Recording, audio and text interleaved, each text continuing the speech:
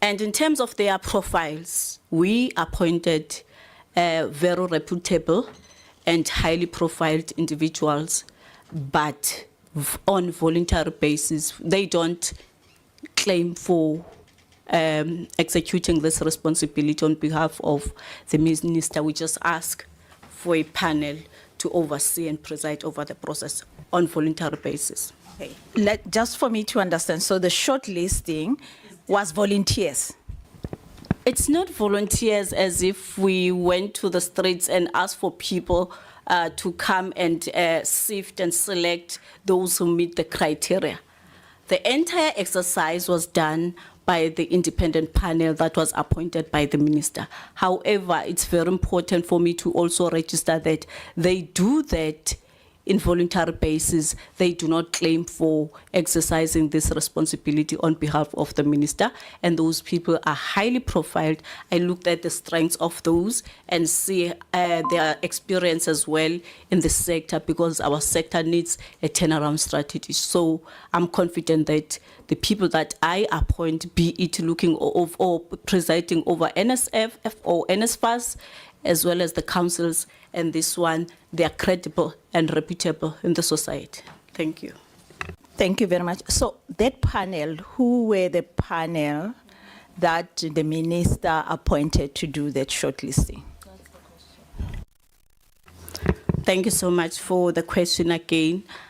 I believe all of us, we understand Section 11 of the Skills Development Act that says the minister must appoint the chairpersons of the accounting authority. So there is no need for me to come and declare my volunteers, people assisting me voluntarily to execute my responsibilities.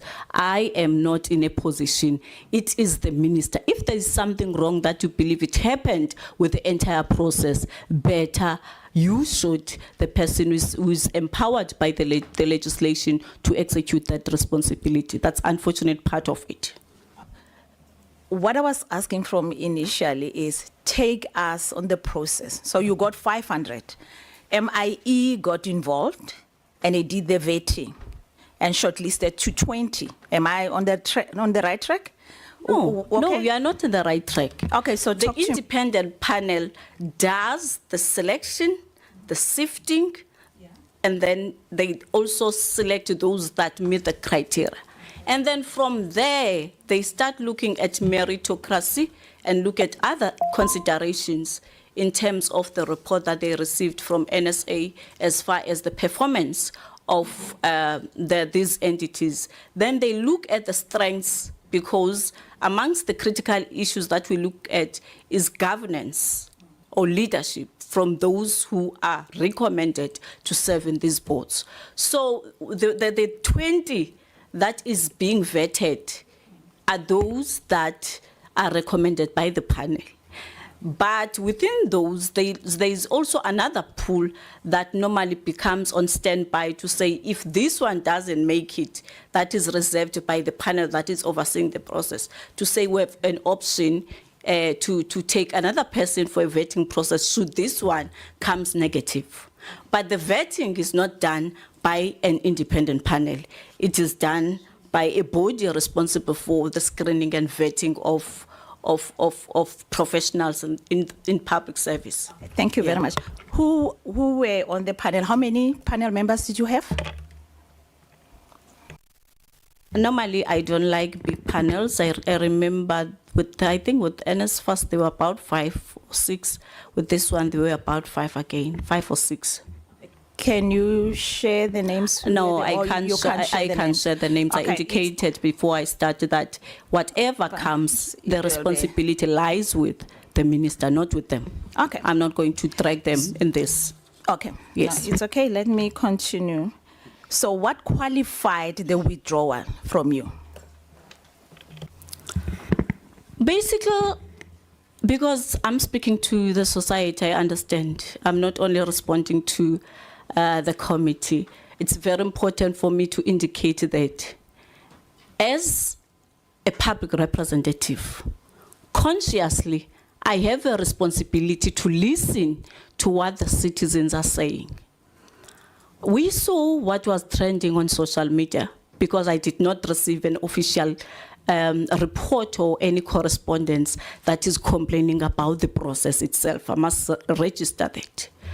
After seeing those trends on social media, I took it upon me as a responsible citizen to say, let me listen, what is the outcry about?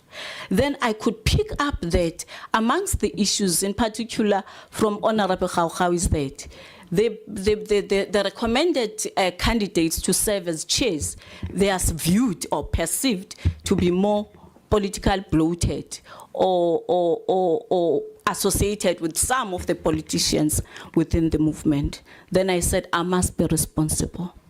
I must take the considerations and concerns of the public and respond to them, because there was nothing too personal about the people that were recommended. However, I must also put it on record that the panel recommended highly qualified candidates. And I was happy to see and to share with the portfolio committee today their profiles. However, there is nothing illegal about it. There are no flaws. There is no breach of any legislative imperative.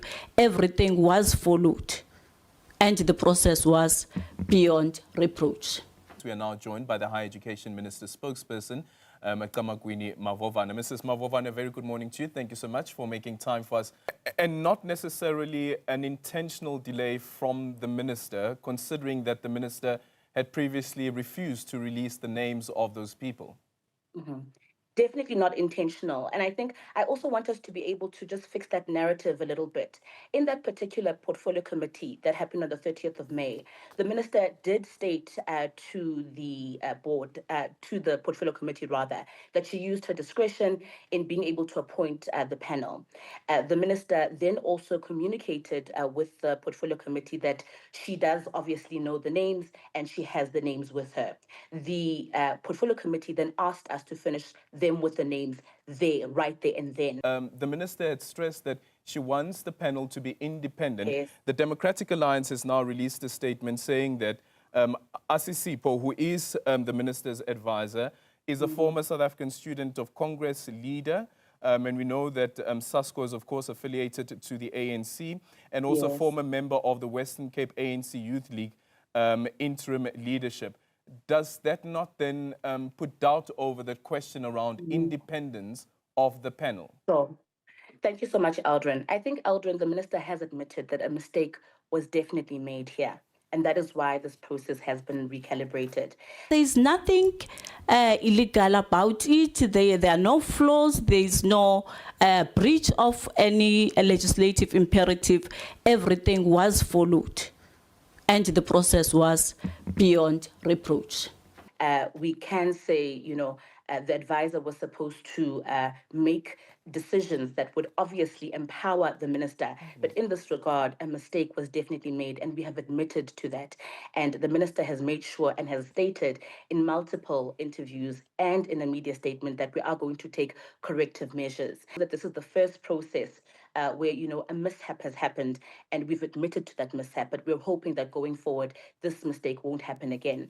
The minister also did see statements from, various political parties, including the DA. And the minister is just hoping that we can engage differently and not just engage on social media. She does want an opportunity to be able to speak to the portfolio committee members and not just use social media or social media posts to respond to this particular issue. All right. Thank you so much for your time. Nkabane Mavovane is the spokesperson for the Minister of Higher Education. Thank you so much for making time for us.